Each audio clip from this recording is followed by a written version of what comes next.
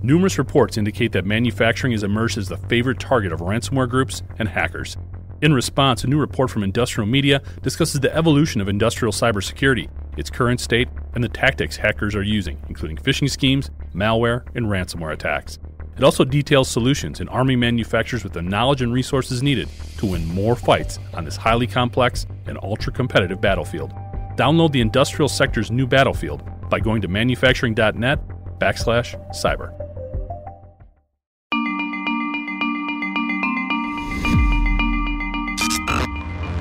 Hi, I'm Jeff Franke, Editorial Director of Manufacturing.net and Manufacturing Business Technology. Welcome to Security Breach.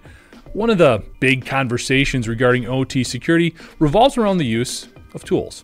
Some have too many, others not enough, and everyone is searching for the funds to manage and obtain the right tools for a constantly evolving threat landscape. The key to understanding which tools are right for you and your organization not only demands a comprehensive understanding of your OT environment's assets, APIs, and connections, but a working situational awareness. To that end, it's been a while since I hit you all with some stats, so here's some knowledge, courtesy of ABI and Palo Alto's State of OT Security Report. It shows that 75% of industrial organizations state they have experienced a cyber attack on their OT environment, and 25% have experienced a shutdown as a result of such an attack. 70% of these attacks originated in the IT environment. But despite all efforts to the contrary, 40% of respondents still say that their OT and IT teams are frictional, and only 12% feel they're aligned. When it comes to the double-edged sword of tools that can help defend their environment or be used as a weapon against it, 74% say AI attacks against OT are a critical issue, but 80% state that AI will be key to stopping OT attacks. Similarly, while the enhanced operational benefits of faster connectivity is on the rise, 70% of respondents saw 5G devices as a growing element of the OT threat vector. The report also shows that 87% of industrial cybersecurity leaders believe that zero trust is the right environment to securing OT environments. And finally, 74% of executives surveyed believed regulatory actions will continue to increase in the next 2 years. Here to discuss some of these topics and more is Sharon Briznoff, Director of Research at Clarity's research arm, Team 82. Clarity is a leading provider of ICS and OT security with partners that include Rockwell, Schneider Electric, and Siemens. Sharon, thanks so much for joining us, and welcome to Security Breach. Thought we'd jump right into it here a little bit. You guys are in a unique situation in that you work with a lot of industrial automation companies and ICS environments. I'm just kind of curious from your perspective, as this OT landscape sort of expands and grows with more connections, are there any certain vulnerabilities that you guys are seeing pop up maybe a little more frequently? Yeah, so as we move forward, there is this terminology of OT and IT convergence, which basically means that the OT becomes a little bit closer to the IT network. So it's not longer very separated or isolated or air-gapped. It's becoming hyper-connected. So we're seeing much more devices being connected at both sides of the networks between the IT side and the OT side.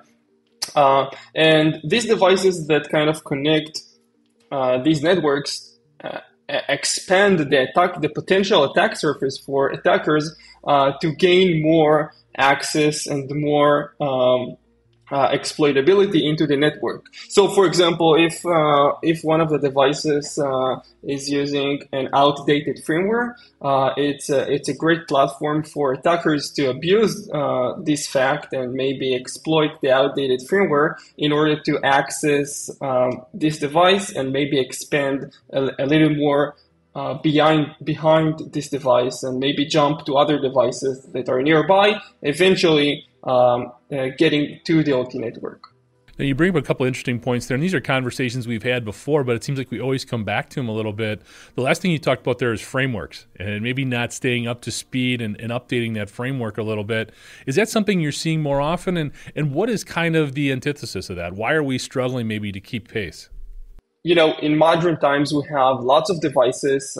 We have lots of different software to manage these devices. And asset owners need to keep up on the pace and update all the devices and all the peripheral software and all the management software and all the analytics software and all the monitoring software. So there is a lot of different items and devices and softwares to monitor and keep track of and update everything. So it's very difficult to update everything and make sure that all the devices are fully patched, fully upgraded, using the latest firmwares, because there are just a lot of them.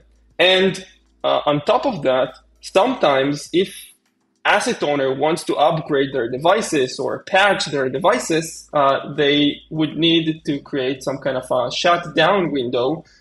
So kind of closing down the shop floor or the factory in order to do the upgrades. And obviously shutting down the factory, even if it's for a few minutes or maybe an hour, costs money. And this is a very difficult situation for all the asset owners, mostly because of how many devices there are, and also the need to kind of shut down the factory while they're doing the patches and upgrades. Yeah. Now, I'm glad you brought up patching. That's a huge concern right now because we're detecting so many more of these vulnerabilities, and the software and the automation suppliers are coming out with these patches to help manufacturers especially. Have you seen folks really trying to implement patching strategies into their cybersecurity planning, or where's the right place to implement that to try to make sure we're doing the patching, but not, like you alluded to, not shutting everything down all the time? Yeah, so it's a great question. How to correctly manage patching and upgrades. So this is a complicated answer actually, because many asset owners and many factories are struggling with this situation. Now, the key points here are, first of all, to create patching windows at least once a month or 2 months. So everybody knows in this 1 hour or 2 hour patching window, the factory will be shut down. Usually it's on weekends, maybe Sunday, maybe Saturday. So everybody are aware of this. And second of all, they need kind of a visibility to what devices and what firmwares and software versions they have in their factory. So for this point, they would need kind of a visibility into their factory. Visibility in terms of what devices do I have, what version each device has, what patches are available for what device. Do I need to patch? Now, these answers can be answered using a visibility platform, some kind of a software that keeps track of all the different devices, all the different firmwares and softwares in the factory. And this is exactly what we do in Claroty. We have our CTD, Continuous Threat Detection platform, and this is a product that helps asset owners to gain visibility into their factories, into their networks, especially OT networks, and understand what devices they have and what vulnerabilities each device contains and what patches they need to apply to each device. Yeah, that visibility, that continues to be a huge challenge in the OT environment. So is something else you alluded to kind of off the bat, which is IT and OT trying to work together a little better. It seems that's also something that's been, well, probably for the last decade, those two sort of banging heads and not always wanting to work in conjunction as much as we would like. What are some of the things you're seeing there in terms maybe of progress that's been made, best practices to take to sort of bring those groups together, or any other observations you maybe have on IT and OT and trying to get them to work together a little better? Yeah, it's a good question. So in recent years, we've seen a lot of different companies and security vendors trying to push for visibility into OT networks. And the reason for this is because keep tracking of different devices in the OT network is not an easy task at all. One would need to understand the different SCADA protocols and OT protocols in order to gain some understanding of what devices they have, where do they communicate with or to, and so with the recent years, with the development of visibility product for OT networks, we have seen much more integrations between the IT side of the network to the OT side of the network. And why is that? Because usually these visibility products that keep track of all the devices and all the firmwares and all the software versions in the OT network, these products are they contain integrations to different IT devices and IT services that help them to keep track of more devices in the kind of the DMZ between the OT network and the IT network. So we're seeing, what I'm trying to say here is we're seeing a lot of connectivity between the OT and the IT network. And with that, we're seeing much more products and software solutions that help to keep track of all the connections and all the devices you have on both sides and how they integrate together and how they communicate together. Yeah, it's interesting. You bring up tools, and that's something everybody wants to talk about, but it's also a little bit of a point of debate too, in terms of how do you decipher which tools are right for you? There's so many out there. We've heard situations where manufacturers are doing the right things and investing in these tools, but then they've got duplicates, triplicates, and it's creating more confusion than clarity. What has been your experience in maybe helping folks or guide them through that journey in terms of selecting tools, knowing how many you need, all of that?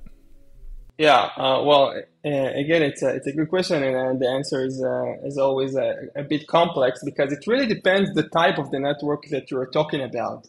It depends the architecture of the network, the layout, what's connected inside the network, what devices do you have, and what platforms and what security aspects do you expect from the tools that you're looking for. Usually the first thing to do before bringing up a lot of tools is, again, visibility. You want to understand what do you have in your network, what do you need to battle, like what do you need to do in your network based on the devices that you have. So the first thing to do is to gain visibility into your network. What devices do I have? What kind of software versions do I have in the network? What kind of computers and maybe IoT devices do I have in the network? So today it's not just about one PLC or one HMI. You have PLCs and HMI and computers, in most cases Windows-based computers, and you have IoT devices, and you also have camera, security cameras, and you have door access controls. So you have all of these devices in your network, and there are probably many other devices that you're not even aware of. So once you gain visibility into what devices you have in the network, you would want to map the connections between them. Okay, so I have this door controller, which is in our example an IP-based device that is communicating to a Windows server. Why? Because in the Windows server you have this software that manages all the employees' identifications, so the door will open whenever they put the tag. So now you have this connection, and maybe it also connected to the camera because you want to record who's entering the building. So you want to build up all the connection map and to see what devices are communicating to what other machines or devices and move along from that. So you really start to build all the devices you have in the network, all the connections. And now you want to monitor these connections and you want to enforce some policies on these connections. So now we're entering the firewalls situation. So, the full answer is very complex because each security component in the network is supposed to handle different type of security enforcement. For example, firewalls should enforce policies and enable or do not enable communication between two devices or machines, etc. Yeah. You keep talking a lot about visibility, which is obviously very pertinent to what we're trying to struggle, what we deal with, and what a lot of industrial organizations are still struggling with is that visibility. And a lot of it starts, again, to some of the comments that you were making there about getting an asset inventory and understanding everything that is part of that threat landscape. We're still struggling there too, and that seems like the very first step in really putting together any kind of framework or plan. What do you think is the dynamic there? Why is it still hard to really get a real accurate asset inventory? is it still a novel thing? Is there just too much stuff? Are we still seeing some of that IT OT divide come in there, or what do you feel is the dynamic there? Yeah, so there is this saying goes that if it's something, it will be powered. If it's powered, it will be connected. So I'm not sure who said this, but basically this saying means that in modern times and obviously in the future, everything will be connected. Everything will be part of a network. And we're seeing this even today. We're seeing a lot of IoT devices that you cannot even imagine that exist in your building, in your apartment maybe. So you can control the lights because the lights are hyper connected. You can monitor the washing machine. You can monitor your refrigerator. So obviously in factories, the situation is much more complex because usually, at least new factories, are contain these modern BMS system that contain a lot of different sensors and devices and IoT devices that are all hyper connected. So visibility is a key point here because you cannot protect against something that you're not aware of. So you first of all, you must find all the devices, and as you said, you must have a good asset inventory. And to do this, you need to look for all the devices in the network, and it's a difficult task because there are so many of them. And each day, one of the factory employees decided to bring his daughter's iPad, and this daughter's iPad apparently had this malware. So now he connected this iPad to the Wi-Fi network. And so there are a lot of different examples of why it's very important to understand what you have in the network, because only then you can block or you can enable communication between these devices. So again, this is why visibility is a key point here. Yeah. So not to keep harping on this, but it is an important conversation to have about visibility. And I think I know how you're going to answer this, but if we're struggling with all these visibility challenges, do we want to start cutting back or limiting some of the connectivity that we have? Are we over-connected in some way, shape, or form with all of these different new IoT assets on the plant floor? It's very subjective answer, but I think so. I think we've come to a point that everything is hyper-connected. Every, toothbrush is connected to the Wi-Fi. I think it's crazy, but putting this aside, this is the reality, and we cannot turn away from the reality, and we're moving forward to the future. And in the future, everything will be connected, even your door in the entrance of your apartment. The windows will be, maybe today even, they're connected to the Wi-Fi. So everything is hyper connected. So we cannot look away.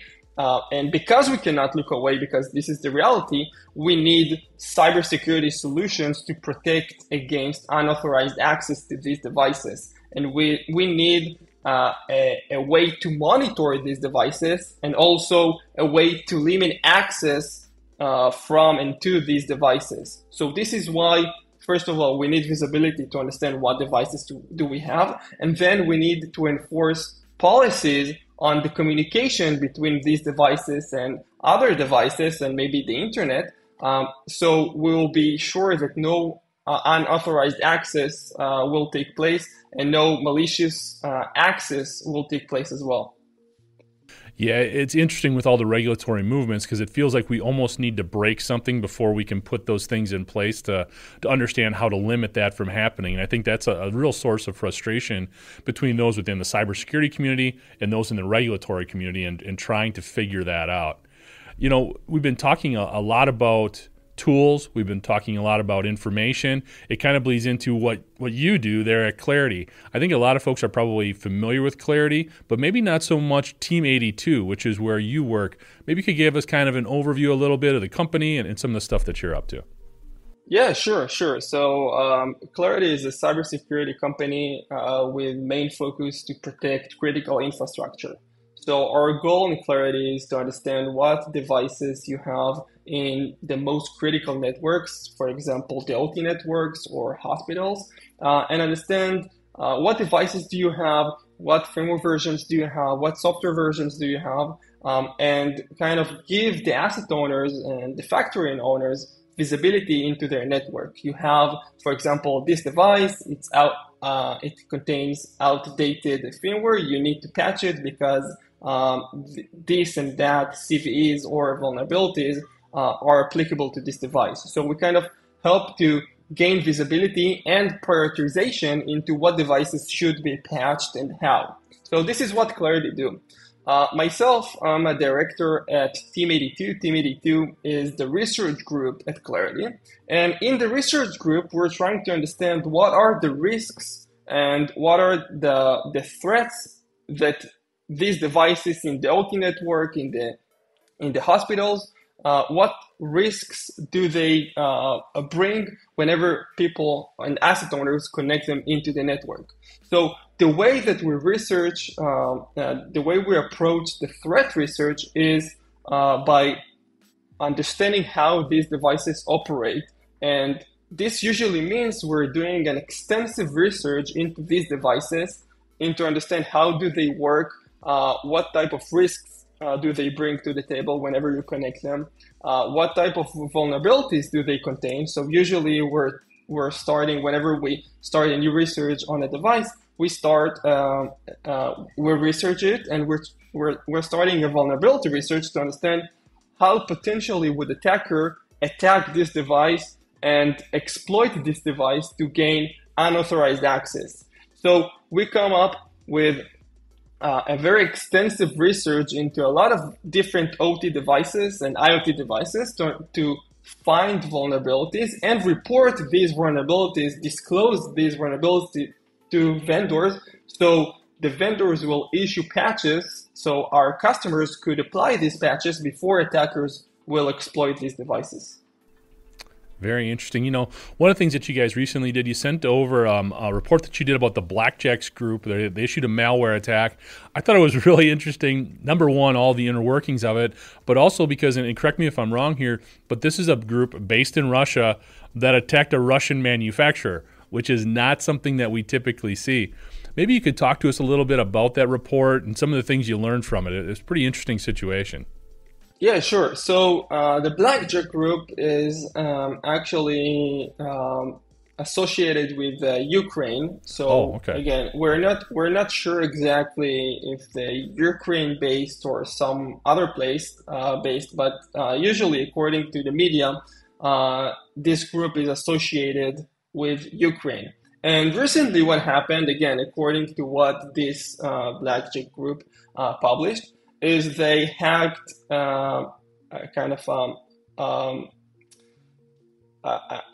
critical infrastructure station in Russia, in Moscow, and not only deployed their tools inside the network, but also destroyed a lot of critical infrastructure devices, including sensors and computers and servers.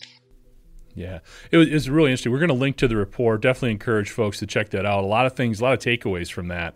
And it sort of opens up to a broader question too, Sharon. I know we could talk forever just on this topic, but maybe you can give sort of a summary take on this rise of these sort of hacktivist, state-sponsored groups that are going in focusing on a particular geography or a political opponent, but the impact spreads so much because they're attacking industrial control systems.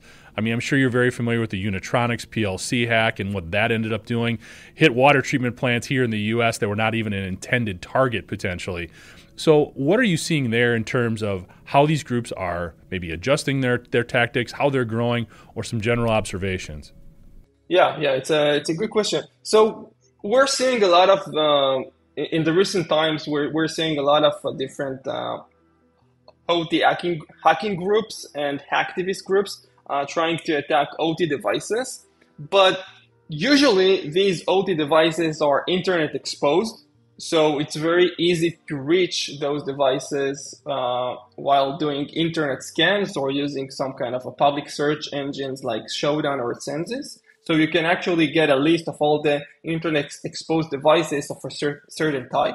So usually these groups are kind of opportunistic groups. They will not invest a lot of time in doing the heavy lift research and to find new 0 days and new vulnerabilities. Usually they will exploit 1 days, meaning vulnerabilities already previously disclosed.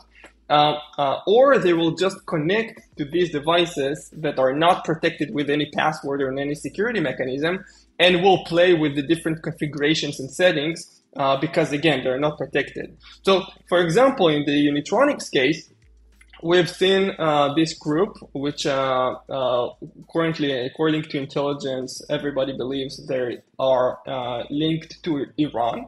And what they did actually is they got a list of all the internet exposed Unitronics PLCs, and they basically just connected to these devices and did what we call a project download procedure, which basically means they replaced the logic on the device with their own logic, and their own logic was only kind of deface attack, with just to replace the image on the PLC. So it looked very scary because in the morning, whenever the operators and the engineers got to the factory, they saw a scary image on their PLC and HMI of Unitronics, and it looked like somebody hacked them. But in reality, this hacking activity was only to remotely connect to the device and changed and modified the logic on the device. So again, it's not a very complicated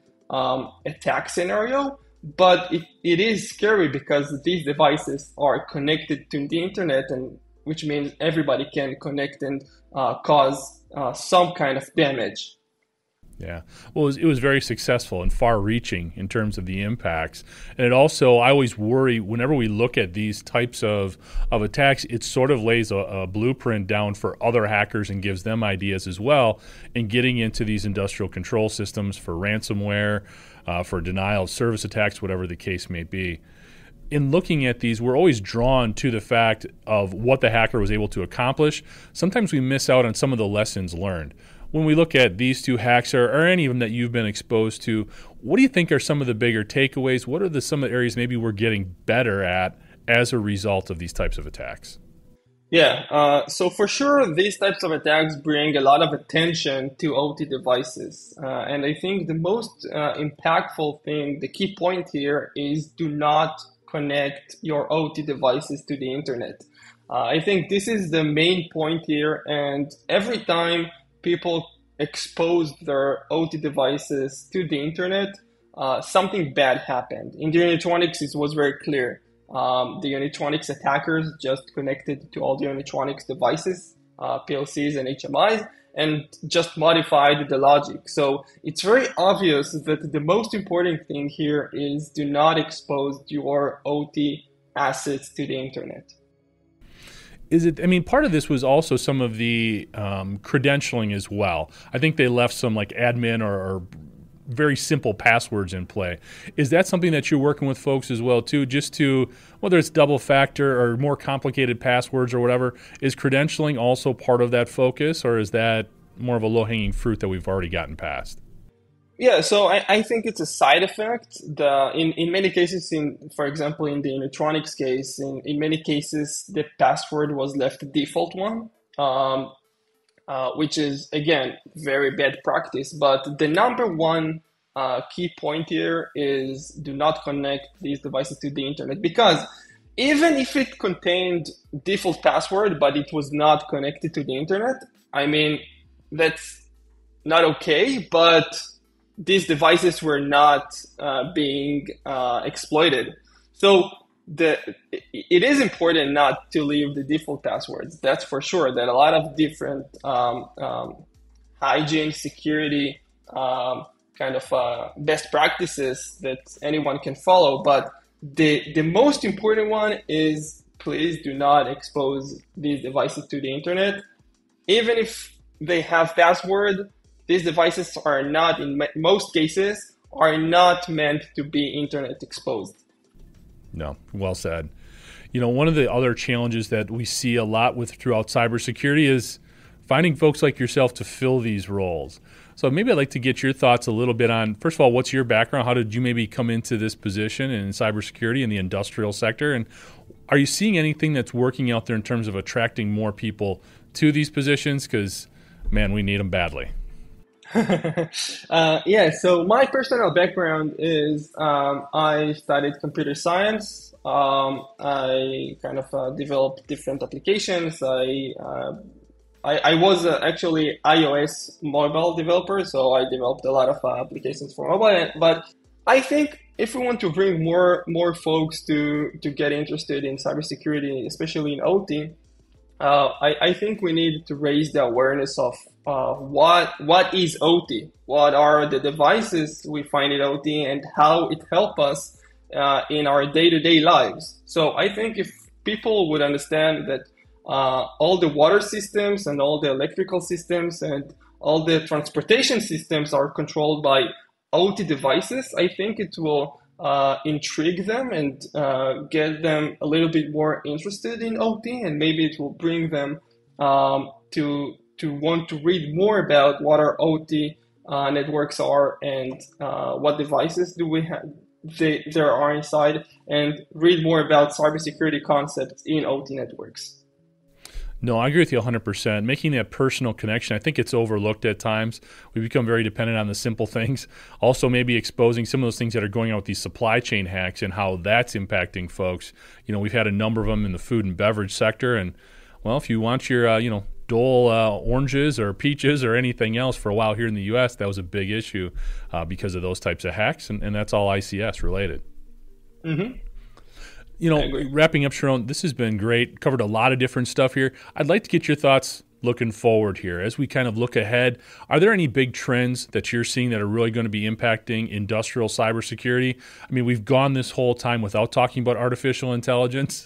That's okay. maybe this is the time to bring that up, or maybe some other things that you're seeing. Yeah, so I think there are two new revolutions in ICS, in OT. The first one is not AI. This is the second one. The first one is cloud connectivity. So the first revolution that we're seeing today is hyper connectivity. So we're seeing more OT devices being connected and communicating with IT devices and IT services. But the new revolution that we're currently seeing in progress is moving up to the cloud. So we're seeing PLCs being managed, controlled, and monitored by cloud connectivity. So these devices, the PLCs, are actually communicating directly to the cloud, and this exposed the network to a whole new set of potential threats, which we do not have time to cover right now. But cloud connectivity in OT networks, this is happening. This is the reality, and this will be the future in the 2 to 5 years. The second revolution that we're seeing is bringing AI into OT networks.